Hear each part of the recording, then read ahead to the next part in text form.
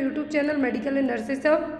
आज की क्लास में हम 100 MCQs रिव्यू क्लास पढ़ने वाले हैं। तो यहाँ पे जो भी लोग चैनल पर नए, प्लीज़ चैनल को सब्सक्राइब करके बेल आइकॉन बटन को प्रेस करके रखें ताकि आपकी कोई भी क्लास है जो कभी भी मिस ना हो पाए।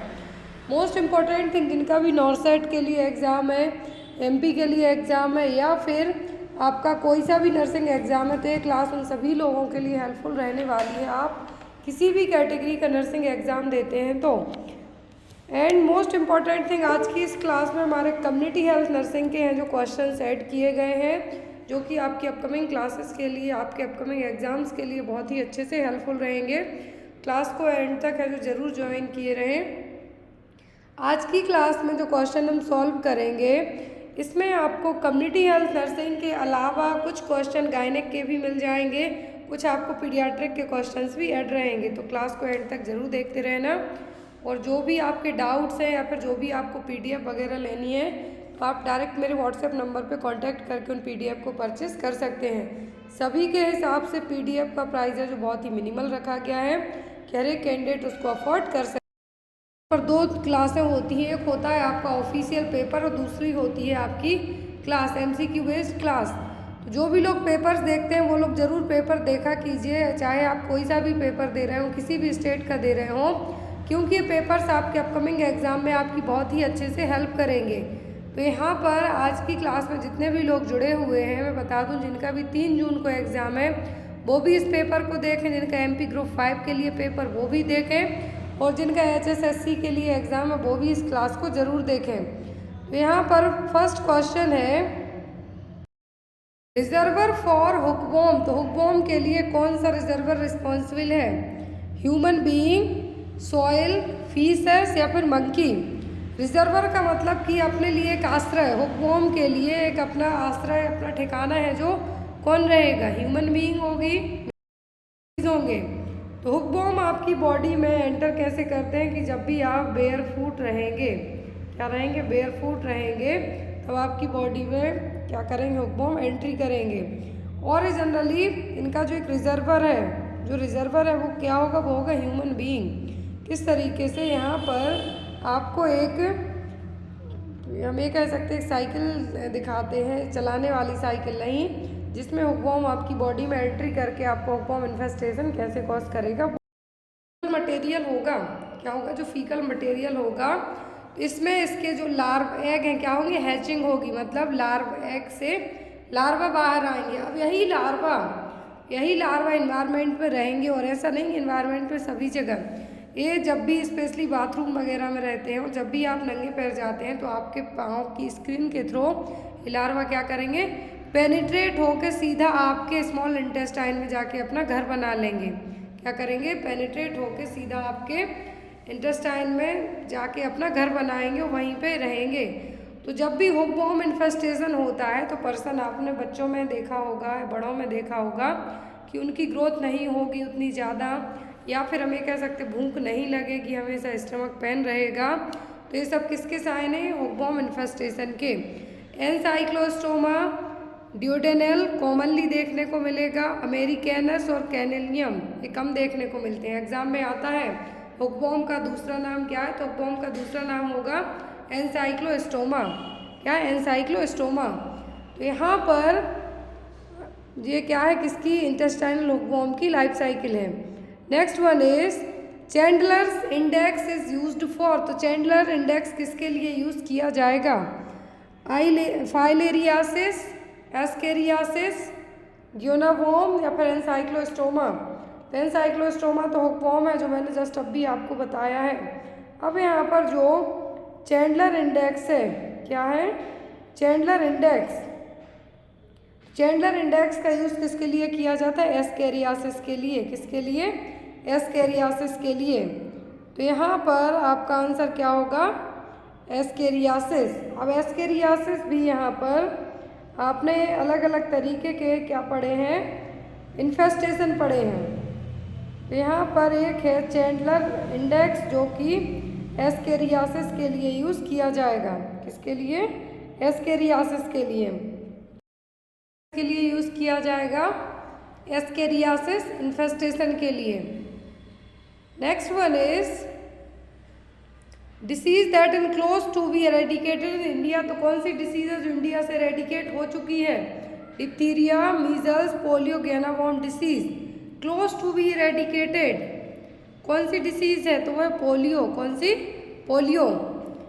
Next one is which of the following is true regarding the epidemiology of polio, तो पोलियो को लेके सही पॉइंट क्या है? Less than 300 cases reported in India 2001, new cases are now only reported from MP, UP, Bihar and Orissa. Type second virus is most common cases of epidemic, all live vaccine can be given during polio epidemic. सही point यहाँ पे पूछा गया है कि क्या है epidemiology of polio के लिए, तो less than 300 cases reported in India in 2001। 2001 में 300 से भी कम केस हैं जो रिपोर्ट किए गए थे। किसके? पोलियो के। पोलियो मेनली किस सिस्टम को आपके अफेक्ट करता है? नर्वस सिस्टम को।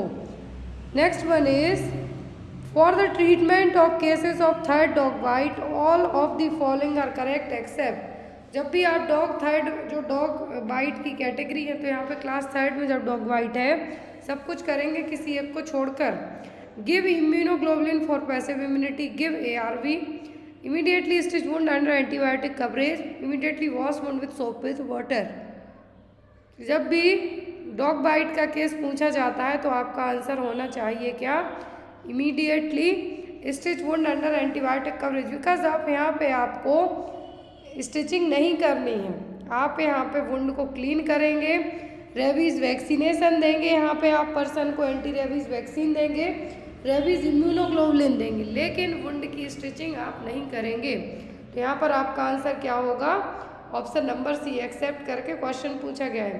3 कैटेगरी होती हैं, पहला होता है licking, touching on intact skin, तो ऐसे केस में आप ओनली वुंड को क्लीन करें। फिर दूसरा आता है सलाइवा और स्क्रैच और एब्रेशन ऑन द स्किन, बिना ब्लीडिंग के हो रहा है लेकिन फिर भी आपको वुंड को क्लीन करना है अपने, और रेबीज़ वैक्सीनेशन लगवानी है। लास्ट कैटेगरी आती है वुंड को क्लीन करना है, रेबीज़ वैक्सीन करवाना है और इमीडिएट रेबीज़ इम्यूनोग्लोबुलिन भी लगवाना है। Next one is chemo prophylaxis is done for all except, तो कीमो प्रोफाइलैक्सिस सब में किया जाएगा किसी एक को छोड़कर। कोलेरा, टीनियासिस, मलेरिया या फिर लेप्रोसी। कीमो प्रोफाइलैक्सिस सभी केस में किया जाएगा टीनियासिस को छोड़कर। कीमो प्रोफाइलैक्सिस का मतलब है किसी डिसीज़ के डेवलपमेंट को होने से रोकना। क्या करना? किसी भी डिसीज़ के डेवलपमेंट को होने से रोकना। जब मेडिकेशन दी जाएगी तो वो कहलाता है कीमो प्रोफाइलैक्सिस ट्रीटमेंट।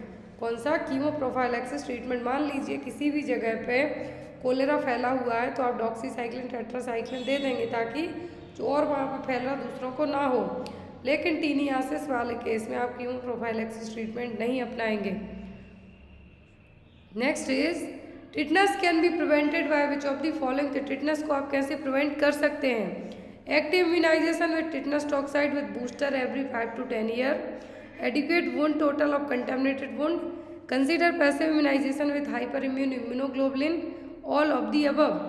टिटनस को आप कैसे प्रिवेंट कर सकते हैं? तो टिटनस को आप इन सभी चीज़ों के थ्रू प्रिवेंट कर सकते हैं कि टीटी का जो बूस्टर डोज है हर वो 5 से 10 साल में लगवा दें, वुंड की अच्छे से केयर करें ताकि वुंड कंटेमिनेटेड ना हो पाए, पैसिव इम्यूनाइजेशन प्रोवाइड कराएं हाइपर इम्यून इम्यूनोग्लोबुलिन के लिए। तो यहाँ पर आपका आंसर होगा all of the above. Next and most important question exam में आता है, chemo prophylaxis for cholera is done by administering. Chemo prophylaxis treatment किया जाता है कोलेरा के मरीज में, तो एक कौन सी मेडिसिन दी जाएगी? Doxycycline 300 mg single dose, metronidazole 300 mg state, vancomycin या फिर केनामाइसिन।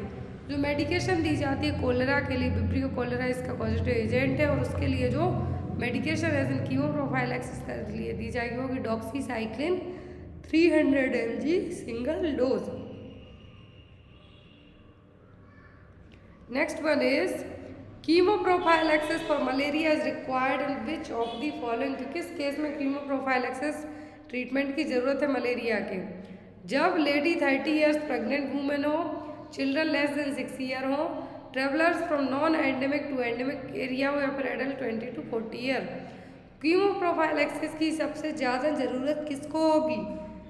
तो सबसे ज़्यादा ज़रूरत होगी वो होगी ऐसे ट्रेवलर्स को जो कि नॉन एंडेमिक, मतलब जहाँ पे मलेरिया नहीं फैला है, लेकिन जहाँ पे मलेरिया एंडेमिक केस है तो उस केस में आपको क्या करना है, कीमो प्रोफाइलैक्सिस ट्रीटमेंट के साथ में उसके एंडेमिक एरिया में एंट्री करना है। Next is lepra bacilli are mainly transmitted by, तो जो लेप्रोबैसिला है किससे ट्रांसमिट होगा, स्किन कॉन्टैक्ट, ड्रॉपलेट, स्टूल या फिर यूरिन। तो माइकोबैक्टीरियम लेप्रा कैसे ट्रांसमिट होगा, ड्रॉपलेट से। कैसे, ड्रॉपलेट से। वो है यहाँ पर which among the following is most commonly seen in premature children due to the excessive oxygen supply. तो जो प्रीमेच्योर इन्फेंट होते हैं, प्रीमेच्योर का मतलब है जो 37 वीक के पहले डिलीवर हो जाते हैं, लेकिन जो यहाँ पर ज़रूरी नहीं कि जितने भी 36 वीक में हुए या फिर 35 में हुए उनको ऑक्सीजन सप्लाई की ज़रूरत पड़ती है। जनरली जो 31 वीक के पहले होते हैं उनको पड़ती है इसकी ज़रूरत ऑक्सीजन सप्लाई। लेकिन यहाँ पर क्वेश्चन इसी तरीके से रहेगा कि जो प्रीमेच्योर इन्फेंट है, क्या है, जो प्रीमेच्योर बेबी हुआ है यहाँ पर, तो उसमें यदि आपने लंबे टाइम तक ऑक्सीजन की सप्लाई की तो उसको क्या डेवलप होने के चांसेस रहेंगे, रेटिनोपैथी, ऑप्थेल्मिया नियोनेट्रम या फिर ब्लाइंडनेस या फिर जीरोप्थेल्मिया। तो क्या है जो बच्चे में डेवलप होने के चांसेस रहेंगे। तो जिन भी बच्चों में लंबे टाइम तक ऑक्सीजन की सप्लाई की जाती है उनमें फाइब्रोप्लास्टिया नियोनेट्रम या फिर हमें कह सकते हैं रेटिनोपैथी है जो डेवलप होने के चांसेस रहते हैं। क्या रहेंगे, रेटिनोपैथी डेवलप होने के चांसेस रहेंगे। तो यहाँ पर आपका आंसर होगा रेटिनोपैथी। अभी रेटिनोपैथी क्या है, जो बच्चे हैं, कहते हैं कि बच्चे जब होते हैं आपको लगेगा कि वो आपको देख के हंस रहे हैं, स्पेशली 1 मंथ 2 मंथ के बच्चे, बट ऐसा नहीं होता, वो अपने में ही मस्त रह के स्माइल कर देते हैं क्योंकि उनको उतना दूर का नहीं दिखता है। लेकिन यदि बच्चा जब होने के यदि कंप्लीट टर्म में भी हुआ है और उसको उतना प्रॉपर विजिबल नहीं हो रहा है, तो जब मान लीजिए बच्चे यदि प्रीमेच्योर हो गया, आपने उसको ऑक्सीजन की सप्लाई करवाई, तो उसकी जो छोटी छोटी टिनी जो भी आर्टरीज हैं, ब्लड वेसल्स है बैक में, तो क्या होंगी, उनमें और ज़्यादा प्रॉब्लम्स होगी। वहाँ पर ऑक्सीजन के कारण जो आरओपी है, रेटिनोपैथी और प्रीमेच्योरिटी है, एक आई डिसऑर्डर है, जब यहाँ पर ज़्यादा ऑक्सीजन की सप्लाई होगी तो यहाँ पर क्या होगी, और ज़्यादा एबनॉर्मल ब्लड वेसल्स ग्रो होंगी। जब ब्लड वेसल्स ग्रो होंगी क्या होगा, बच्चे को स्पेशली ब्लाइंडनेस का मोस्ट कॉमन रीज़न प्रीमेच्योरिटी ही होता है। और जब हम ऑक्सीजन की सप्लाई करेंगे तो कोई ना कोई चीज़ दो, तो कुछ ना कुछ घाटा तो लगेगा ही। तो यहाँ पर होता है रेट्रोलेंटल फाइब्रोप्लासिया या फिर रेटिनोपैथी और प्रीमेच्योरिटी या फिर टेरी सिंड्रोम। तीनों एक ही चीज़ के नाम है। यदि टेरी सिंड्रोम पूछ लें तो बेबीज़ में ऑक्सीजन सप्लाई के कारण होने वाली प्रॉब्लम है प्रीटर्म बेबीज़ में, या फिर आपको टेरी सिंड्रोम की जगह रेटिनोपैथी और प्रीमेच्योरिटी पूछ लें, या फिर रेट्रोलेंटल फाइब्रोप्लासिया, तीनों एक ही चीज़ है। होंगे कब, यदि प्रीमेच्योर बेबी में आपने ऑक्सीजन की सप्लाई तो करनी ही करनी होती है, लेकिन उसके कॉम्प्लिकेशन के तौर पर जो चीज़ निकल के आएगी वो होगी रेटिनोपैथी। फिर आता है ऑप्थेल्मिया नियोनेट्रम, एग्जाम में क्वेश्चन आता है ऑप्थेल्मिया नियोनेट्रम। तो ये जनरली हम इसको क्या कह सकते हैं, ऑप्थेल्मिया नियोनेट्रम को कंजक्टिवाइटिस ऑफ द न्यूबॉर्न। क्या है, कंजक्टिवाइटिस ऑफ द न्यूबॉर्न। जो आपने 5 क्लीन प्रैक्टिस पढ़ी है वो इसी को प्रिवेंट करने के लिए की जाती है, ऑप्थेल्मिया नियोनेट्रम को प्रिवेंट करने के लिए। वो जनरली यदि माँ को सेक्सुअली ट्रांसमिटेड डिसीज़ है, निसीरिया गोनोरिया है, तो बच्चे में होने के चांसेस ज़्यादा रहते हैं ऑप्थेल्मिया नियोनेट्रम के। तो ऑप्थेल्मिया नियोनेट्रम क्या है, न्यूबॉर्न के लिए होने वाली कंजक्टिवाइटिस। तो यहाँ पर चारों, और जीरोप्थेल्मिया का मतलब होता है ड्राइनेस, जो आँखों में कॉर्नियल एरिया है वहाँ पर क्या होना, ड्राइनेस होना। क्लियर। नेक्स्ट क्वेश्चन की तरफ हम मूव करते हैं। The labor is said to be prolonged when the combined duration of first and second stage is more than। Labour को प्रोलॉन्ग लेबर कब कहा जाएगा, जब कंबाइंड मतलब पहले और दूसरी स्टेज का जो ड्यूरेशन है वो कितने से ज़्यादा हो जाए, 18 hour 2 hour 10 hour 2 hour 18 hour या फिर 16 आवर, 10 घंटे 2 घंटे 18 घंटे या फिर 16 घंटे। तो जनरली जो नॉर्मल जो प्रीमी मदर होती है और मल्टी होती है उनमें ड्यूरेशन में डिफरेंट होता है। प्रीमी में क्या होगा, फर्स्ट टाइम कॉन्ट्रैक्शन आने हैं, सर्विक्स डायलेट होनी है, तो इन सभी चीज़ों में थोड़ा सा टाइम लगता है। लेकिन यदि मल्टी है मतलब एक बार से ज़्यादा बार डिलीवरी होना है तो जल्दी हो जाती है डिलीवरी। तो वही केस है यहाँ पर। लेकिन यहाँ पर क्या है, प्रोलॉन्ग्ड लेबर। प्रोलॉन्ग्ड का मतलब होगा जो पहली स्टेज का मतलब पूरा सर्वाइकल डायलिटेशन 10 सेंटीमीटर तक जो सर्विक्स डायलेट है वो, और दूसरी स्टेज मतलब बच्चे का एक्सपल्सन होना, बेबी का एक्सपल्सन होना वो। अब जब ये दोनों स्टेज 18 घंटे से ज़्यादा का टाइम ले लेती हैं तब ये कहलाती हैं प्रोलॉन्ग्ड लेबर। क्या कहलाएंगी? Prolonged labour. और जब यदि फर्स्ट और second stage of labour less than 2 hour, मतलब पहली और दूसरी स्टेज है लेबर की 2 घंटे से भी कम में कंप्लीट हो जाए तो वो कहलाती है प्रेसिपिटेट लेबर। और जब यदि यही लेबर 18 घंटे से और ज़्यादा का टाइम ले ले, माँ बच्चे की जान पे बन पड़े, तो वो कहलाता है फिर ऑब्स्ट्रक्टेड लेबर। क्लियर? प्रोलॉन्ग्ड का मतलब 18 घंटे से ज़्यादा यदि फर्स्ट सेकंड स्टेज हो जाए तो वो, और जो प्रेसिपिटेट का मतलब पहले ही, दैट मीन्स 2 आवर में कंबाइंड ड्यूरेशन यदि हम बात करें, फर्स्ट और सेकंड स्टेज का ड्यूरेशन 2 घंटे से भी कम का होता है तो वो कहलाएगा क्या? Precipitate labour. और यदि जब इसी लेबर को होने में 18 घंटे से और ज़्यादा टाइम लग गया, साथ ही साथ माँ बच्चे पे बन पड़ी, तो वो क्या कहलाएगा? वो कहलाएगा ऑब्स्ट्रक्टेड लेबर। लेबर की टोटल 4 स्टेज होती हैं। क्लियर? एग्जाम में आती हैं। लेबर की 4 स्टेज होती हैं। फर्स्ट स्टेज होती है 12 आवर की, जो प्रीमी मदर होती हैं। फिर हाफ हो जाती है जो मल्टी होगी, मतलब जिनकी एक बार से ज़्यादा बार डिलीवरी हो चुकी है। तो प्रीमी में जो फर्स्ट स्टेज 12 आवर की रहेगी, वो फर्स्ट स्टेज में फिर पहले आती है लेटेंट फेज, दूसरी होती है एक्टिव फेज। लेटेंट फेज होती है 0 to 4 सेंटीमीटर। जो सर्वाइकल डायलिटेशन है वो कितना होगा? 0 to 4 सेंटीमीटर।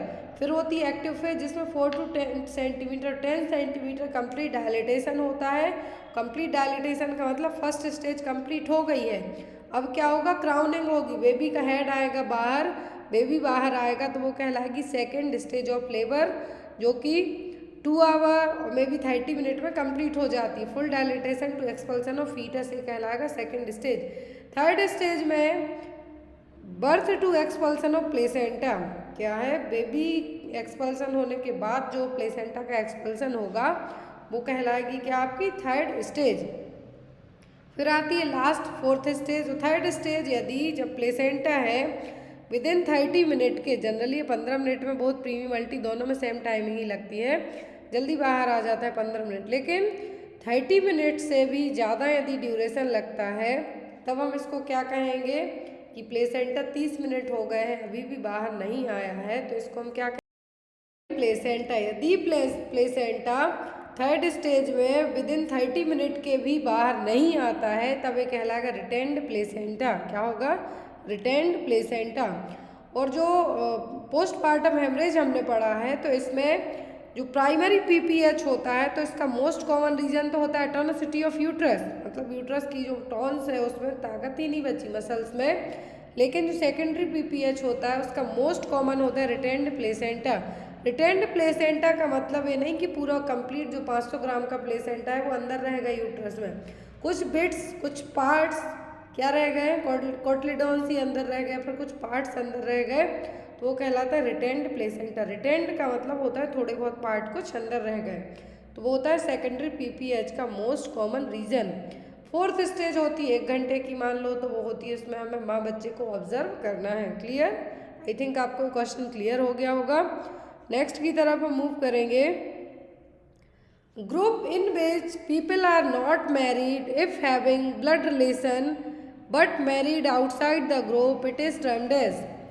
तो यहाँ पर ऐसे ग्रुप जिसमें लोग अपने सेम रिलेशन, ब्लड रिलेशन में शादी नहीं करते हैं लेकिन आउटसाइड द ग्रुप में शादी करते हैं, वो क्या कहलाएंगे? एंडोगैमी, एक्सोगैमी, कास्ट एंडोगैमी या फिर कास्ट एक्सोगैमी, तो वो क्या कहलाएंगे?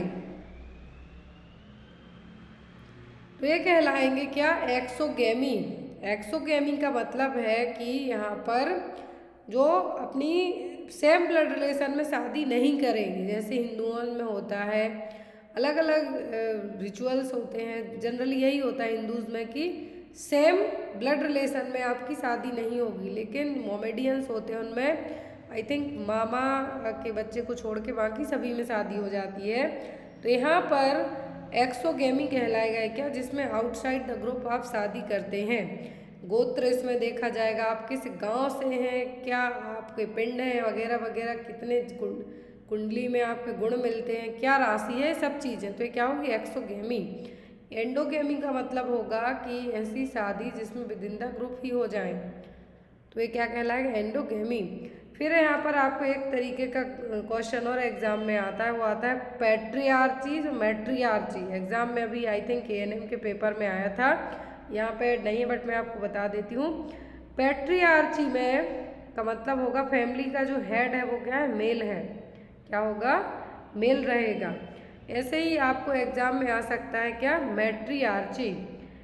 फिर यहाँ पर आपको आता है कि जो पर्सन शादी के बाद क्या है, शादी के बाद अपने वाइफ के घर जाके रहे तो वो कौन कहलाएगा, कहते तो हम उसको घर जमाई, लेकिन हमारी जो मेडिकल टर्मिनोलॉजी है उसमें आपको जो टर्म अपनाना है। Question, clay coloured stool indicate. तो यदि स्टूल का कलर, पोटी का कलर क्ले कलर का हो जाए, इसका मतलब क्या होगा। ऑप्शन में है यहाँ पर अपर GI ब्लीडिंग के कारण है, इम्पेंडिंग कॉन्स्टिपेशन के कारण है, इफेक्ट ऑफ मेडिकेशन, या फिर बाइल ऑब्स्ट्रक्शन के कारण। तो ये होगा क्ले कलर का स्टूल जनरली किसके कारण, बाइल ऑब्स्ट्रक्शन के कारण। किसके कारण, बाइल ऑब्स्ट्रक्शन के कारण। तो बाइल को जो प्रोड्यूस करने का काम करेगा, बाइल का प्रोडक्शन कंटिन्यू कौन करेगा, लिवर करेगा। लेकिन यहाँ पर पूरा स्टोर कहाँ पे जाके होगा, वो होगा गॉल ब्लैडर में। अब गॉल ब्लैडर के यहाँ से बाइल डक्ट होगी, यदि उसी बाइल डक्ट में कुछ ऑब्स्ट्रक्शन आ जाए जो बाइल को कैरी कर रही है, वहाँ पर कुछ भी ब्लॉकेज हो जाता है, तो वो क्या करेगा, रेक्टम के थ्रू रेक्टम के थ्रू आपका क्या आएगा, बाहर आएगा। तो स्टूल का कलर कैसा होगा, क्लोई कलर का। यदि रेड कलर है दैट मीन्स स्टूल में क्या है, ब्लड है, और इसको हम क्या कहते हैं, हेमेटोस्टेजिया। जब रेक्टल ब्लीडिंग हो रही है, ब्लड पास हो रहा है, तो हम उसको क्या कहेंगे, हेमेटोस्टेजिया। और जो हेमरॉइड या फिर पाइल्स होगा, जिसको जनरली उनमें देखने को मिलेगा क्या, हेमेटोचेजिया। बाइल ऑब्स्ट्रक्शन, जैसा कि मैंने आपको बताया कि जो बाइलरी डक्ट है वहाँ पर कुछ भी यदि बीच में ब्लॉकेज होगा तो क्या करेंगे, उसको ट्रीट किया जाता है। लेकिन यदि अनट्रीटेड है तो जो बाइल है कहाँ पर आएगा, आपके एनस के थ्रू बाहर आएगा। तो वो क्या, क्ले कलर, स्टूल का कलर कैसा होगा, क्ले कलर का। दो क्वेश्चन यहाँ पे अब आपके बनते हैं। तो क्ले कलर स्टूल तो किस में हो गया, बाइल ऑब्स्ट्रक्शन के कारण आएगा। लेकिन बाइल का प्रोडक्शन यदि पूछे आपको, दो चीज़ें याद रखें, तो लिवर करेगा, लेकिन बाइल का स्टोरेज पूछे तो वो करेगा गॉल ब्लैडर। क्लियर है। Next one is Meniere's disease is related to. एक एग्जाम में क्वेश्चन आया हुआ है, मैनर्स डिसीज किससे रिलेट करती है, आई, ईयर, रेस्पिरेटरी सिस्टम या फिर डाइजेस्टिव सिस्टम से। जो मैनर्स डिसीज है रिलेट करती है आपके ईयर से। इनर ईयर डिसऑर्डर है, एग्जाम में भी आ सकता है कि मैनर डिसीज ईयर के जो आउटर, मिडिल और इनर ईयर है, कौन से पार्ट को अफेक्ट करेगा, तो ये इनर पार्ट को अफेक्ट करता है। जो वेस्टिबुलोकोक्लियर पार्ट है उसको अफेक्ट करेगा, जिसमें पर्सन को टिनिटस होगा, वर्टिगो होगा, हियरिंग लॉस होगा। 3 क्लासिकल ट्रायड्स हैं इन्हें। वर्टिगो का मतलब पर्सन प्रॉपर बॉडी बैलेंस नहीं बना पाए, क्योंकि यहाँ पर कोक्लियर पार्ट भी अफेक्ट हो रहा है। हियरिंग लॉस होगा, टिनिटस, कानों में घंटियों जैसी आवाज़ें आएंगी कि कुछ रिंगिंग साउंड हो रहा है, इसको हम क्या बोलते हैं, टिनिटस। ये क्लासिकल 3 ट्रायड साइन है किसके, मैनर्स डिसीज के, vertigo, tinnitus and hearing loss.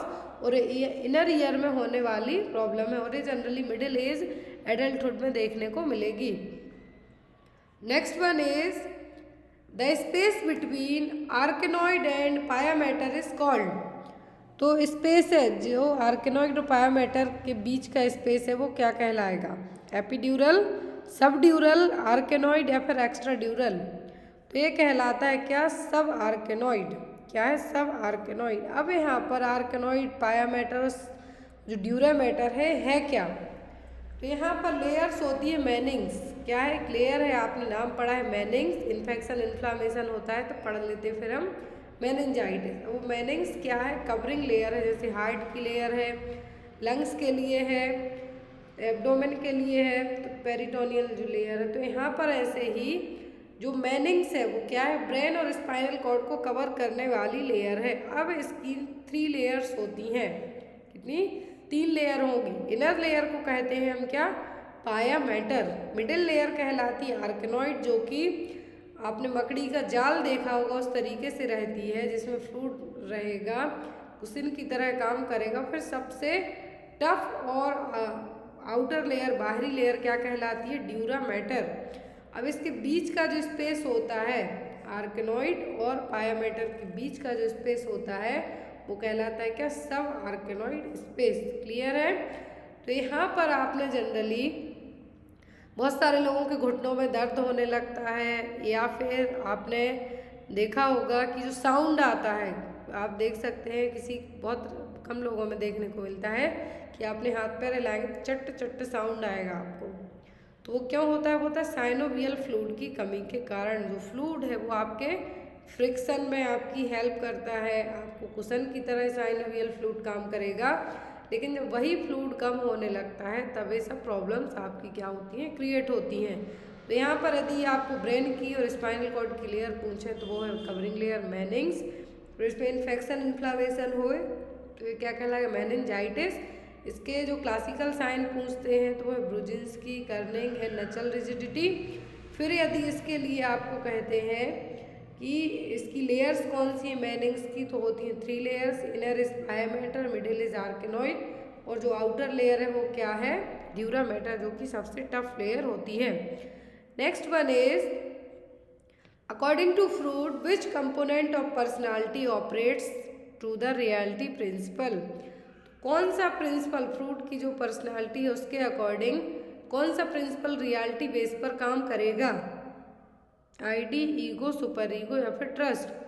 जो प्रिंसिपल रियलिटी प्रिंसिपल पर काम करता है वो कहलाता है क्या, ईगो। क्या होगा आपका, ego. Next one and most important हमारा नर्सिंग का क्वेश्चन एग्जाम में रखा मिलता है आपको, weekly iron folic acid supplementation. Target group of weekly iron folic acid supplementation are.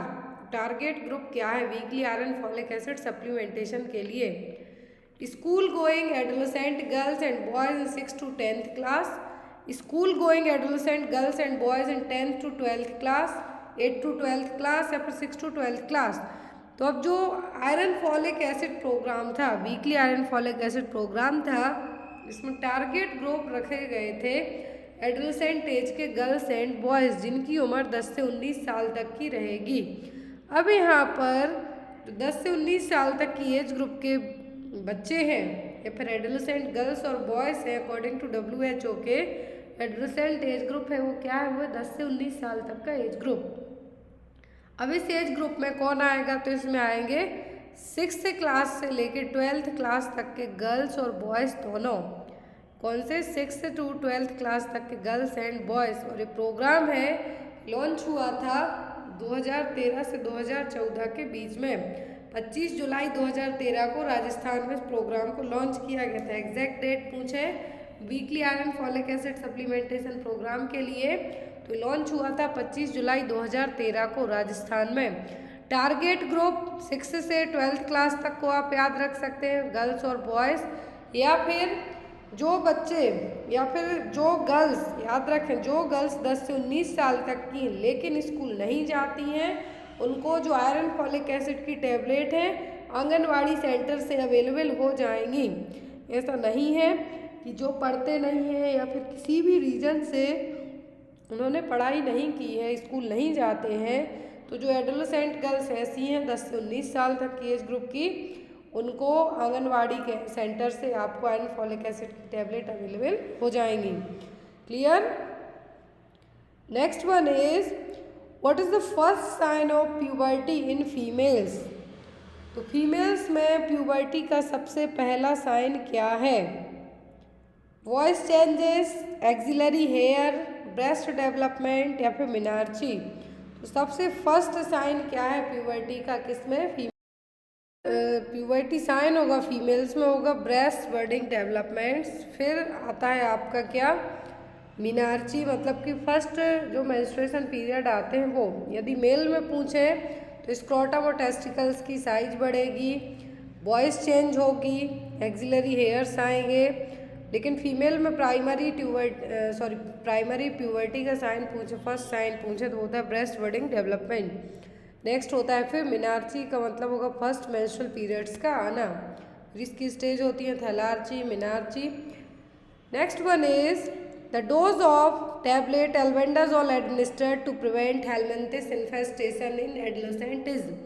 तो एल्बेंडाजोल कृमिनाशक दवाएं पहले तो डिस्ट्रीब्यूट करवाई जाती थी हॉस्पिटल, जो जितने भी सेंटर्स होते थे आंगनवाड़ी सेंटर में अभी भी अवेलेबल होती हैं, लेकिन अभी उतना कंपलसरी नहीं है। तो एडोलेसेंट एज में ही ये जो एल्बेंडाजोल की टैबलेट दी जाती थी, तो इसका कितना डोज दिया जाता है? 200 mg, 400 mg, 500 mg की 600 mg। तो एल्बेंडाजोल हमेशा जब बच्चे की उम्र 1 साल से ज़्यादा की हो जाए तभी स्टार्ट की जाती है। इसके लिए जो लोकल लैंग्वेज में कहें, नॉर्मल लैंग्वेज में कहें तो पेट के कीड़ों को मारने के लिए वो क्या होते हैं, हेलमिंथिस इन्फेस्टेशन के लिए जो ट्रीट करने के लिए जो दवाई दी जाती है, कृमिनाशक दवा जिसको हम कहते हैं, वो एल्बेंडाजोल और मेबेंडाजोल। तो इसका डोज एडोलेसेंट की बात हो रही तो दिया जाता है कितना, 400 mg, कितना 400 mg साल में 2 बार दी जाती है। तो यहाँ पर एल्बेंडाजोल पहले हर 6 महीने में दी जाती थी, बट नाउअडेज उतना कंपलसरी नहीं किया गया है क्योंकि ये अभी वैसे भी ठीक होते जा रहे हैं। लेकिन यदि आपसे एग्ज़ाम में पूछते हैं, हरियाणा के पेपर में आया था कि कब से स्टार्ट कर सकते हैं, तो आफ्टर 1 ईयर के बाद, 1 साल से कम एज ग्रुप में हम इसको नहीं दे सकते हैं। Next one is menstrual hygiene scheme was implemented for adolescent girls in the age group of. देखिए क्वेश्चन में ही आंसर है, इस तरीके के क्वेश्चन आपको आते हैं कि जो मेंस्ट्रुअल हाइजीन स्कीम है इम्प्लीमेंट की गई थी एडोलेसेंट गर्ल्स पर, तो किस एज ग्रुप के लिए? 10 से 22 साल, 10 से 19 साल, 16 से 19 साल या फिर 15 से 19 साल। तो मेंस्ट्रुअल हाइजीन स्कीम लाई गई थी एडोलेसेंट गर्ल्स के लिए। और अब एडोलेसेंट गर्ल्स कौन सी हैं? तो वो होती हैं 10 से 19 साल तक की। अब इनके लिए स्कीम लाई गई थी, तो इसके तहत यहाँ पर पैड, सैनिटरी पैड का क्या यूज़ है, कैसे यूज़ करना है, आफ्टर यूज़ इसको कैसे डिस्कार्ड करना है, ये सभी चीज़ें, पीरियड्स के बारे में अवेयरनेस, सभी चीज़ों के लिए क्या बताया गया था, स्कीम गवर्नमेंट ने लॉन्च की थी, मेंस्ट्रुअल हाइजीन स्कीम। तो यदि एडोलेसेंट एज ग्रुप पूछते हैं तो वो 10 से 19 साल, बॉयज़ गर्ल्स दोनों के लिए इस तरीके से डायरेक्ट भी पूछे एडोलेसेंट एज ग्रुप तो कितना होता है, 10 से 19 साल तक का ही। Next one is bacteriologically confirmed or clinically diagnosed case of tuberculosis involving pleura, lymph nodes, abdomen and genitourinary tract is called। तो जब ट्यूबरक्लोसिस कंफर्म हो जाए, बैक्टीरियोलॉजिकली कंफर्म है और क्लिनिकली डायग्नोस्ड भी है, दोनों केस में कंफर्म है, प्लूरा को कवर किया, लिम्फ नोड तक हो गई, एब्डोमेन तक हो गई, जेनाइटो-यूरिनरी ट्रैक्ट तक हो गई, तब हम इसको कौन सी टीबी कहेंगे? Pulmonary tuberculosis, extra pulmonary, HIV positive, फिर HIV नेगेटिव टीबी। तो यदि ओनली लंग्स को बस कवर करे ट्यूबरक्लोसिस तो हम उसको कहते हैं पल्मोनरी ट्यूबरक्लोसिस। लेकिन ये अदर देन लंग्स के भी इसने बहुत सारे पार्ट्स अब कवर कर लिए, प्लूरा हो गया आपका, लिम्फ नोड्स हो गए, एब्डोमेन होगा, जेनाइटो-यूरिनरी ट्रैक्ट हो गया, इसने इतने सारे बॉडी पार्ट्स कवर किए तो ये कहलाएगा क्या? Extra pulmonary TB. टीबी को डायग्नोस करने के लिए जो कन्फर्मेटरी टेस्ट होता है वो होता है Mantoux tuberculin test. PPT derivative inject किए जाते हैं, वो 10 mm डायमीटर से ज़्यादा फैल जाए, दैट मीन्स आप क्या हैं? TB पॉजिटिव हैं। और यहाँ पर जो माउंटेक्स ट्यूबरकुलिन टेस्ट है इसकी रीडिंग सही कब आती है? तो PPT इंजेक्ट किया उसके 72 घंटे के बाद, मोस्टली 48 to 72 आवर के बाद ही प्रॉपर और सही एक्यूरेट रीडिंग आती है। Next one is all of the following infections are transmitted by feco oral route except. सभी इन्फेक्शन फीको ओरल रूट से ट्रांसमिट होते हैं किसी एक को छोड़कर। Hepatitis A, hepatitis B, diarrhoea या फिर पोलियोमाइलाइटिस। तो जो इन्फेक्शन फीको ओरल रूट से होता है वो होता है hepatitis A, hepatitis C, diarrhoea, poliomyelitis. जो ओरल पोलियो है वो कहाँ से जाता है? हो जाएगा आपको फीको ओरल रूट से ही। तो यहाँ पर जो नहीं होगा वो hepatitis B. Hepatitis B needle पे इंजरी से हो सकता है, माँ से बच्चे को एज अ वर्टिकल ट्रांसमिशन हो सकता है, सेक्सुअल कांटेक्ट से हो सकता है, हॉस्पिटल में आपको निडल लगने से हो सकता है, या फिर इन्फेक्टेड ब्लड इन्फ्यूज़ करने से हो सकता है। लेकिन फीको ओरल रूट से है जो क्या नहीं होगा, हेपेटाइटिस बी नहीं होगा। हेपेटाइटिस सी होता है तो ट्रांसफ्यूजनल हेपेटाइटिस ही कहलाता है। Next one, the illness caused by mosquito bite are all of the following except. तो सभी इलनेस हैं जो मच्छर काटने से होगा किसी एक को छोड़कर, लिम्फेटिक फाइलेरियासिस, मलेरिया, डेंगू या फिर सार्स। तो क्वेश्चन देख के सब समझ सकते हैं कि मलेरिया मच्छर से होता है, डेंगू होगा, लिम्फेटिक फाइलेरियासिस होगा। लेकिन सार्स है जो सीवियर एक्यूट रेस्पिरेटरी सिंड्रोम, ये किससे होता है, ये होता है वायरस से। तो यहाँ पर आप मार्क किसको करेंगे, ऑप्शन नंबर डी को। Next and most important, which is not a cause of antepartum haemorrhage. तो इनमें से क्या है जो एंटीपार्टम हेमरेज का कॉज नहीं है। Placenta previa, cord presentation, abruption of placenta या फिर रप्चर ऑफ यूट्रस। टर्म आपको बहुत हैवी लग रहे होंगे लेकिन ऐसा नहीं है। कॉज ऑफ एपीएच नहीं है। एंटीपार्टम हेमरेज का मतलब होगा कि जो 28 वीक का जेस्टेशनल पीरियड है लेकिन बेबी डिलीवर नहीं हुआ है उसके पहले ही वाया वेजाइना ब्लीडिंग होने लगना, तो वो कहलाता है एंटीपार्टम हेमरेज। अब एंटीपार्टम हेमरेज का रीजन हो सकता है placenta previa. Most common cause है एंटीपार्टम हेमरेज का प्लेसेंटा प्रीविया, मतलब जो प्लेसेंटा है सेंटर पार्ट में अटैच ना होके डाउन साइड अटैच हो जाए, lower side. Abruption of placenta, A B और रप्चर ऑफ यूट्रस। लेकिन कॉर्ड प्रेजेंटेशन के कारण एपीएच नहीं होगा। So here is the right answer is option number B. APH जैसा मैंने आपको बताया कि जो डिलीवरी होने के पहले लेकिन वायबिलिटी है, बेबी बच्चा क्या है जो फीटस है वो क्या है, सही सॉर्ट है, उसके पहले जो वाया वेजाइनल ब्लीडिंग हो जाए तो वो क्या कहलाता है, एंटीपार्टम हेमरेज। और इसका यदि मोस्ट कॉमन कॉज पूछते हैं एपीएच का तो वो है placenta previa.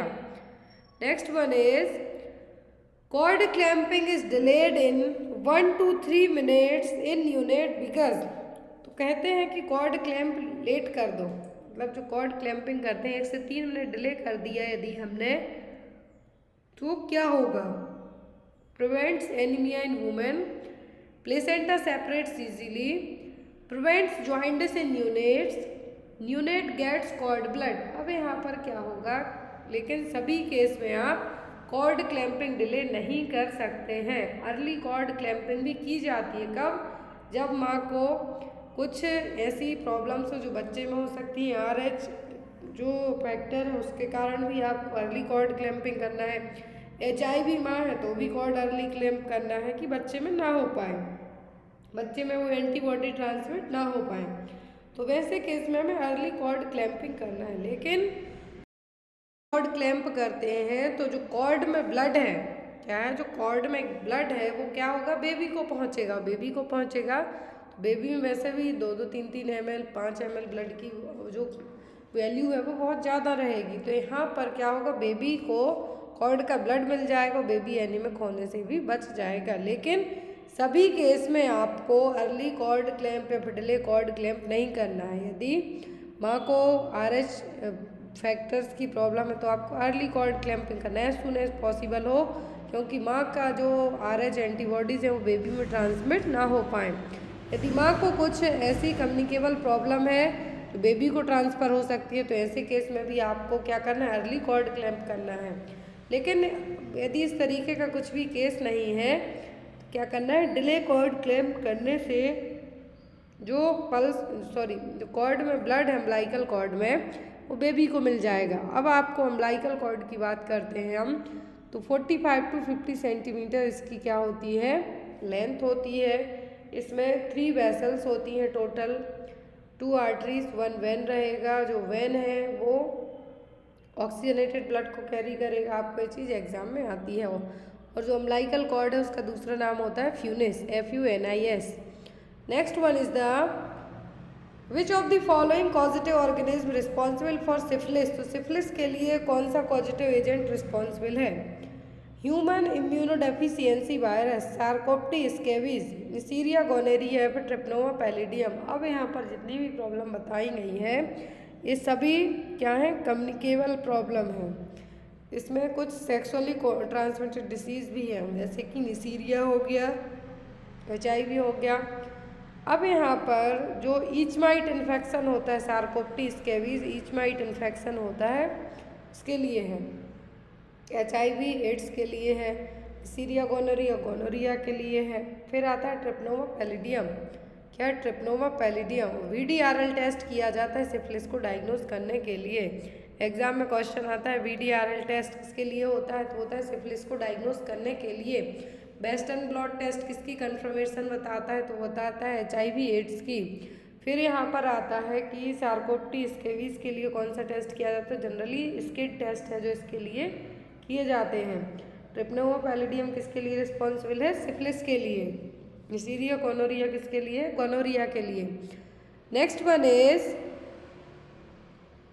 Warning sign of lung cancer include persistent cough, bloody sputum, dyspnoea and which of the following symptoms.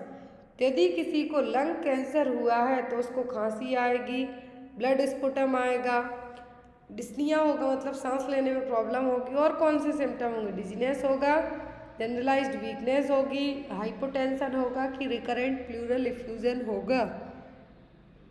क्या देखने को मिलेगा साथ में लंग कैंसर के मरीज में?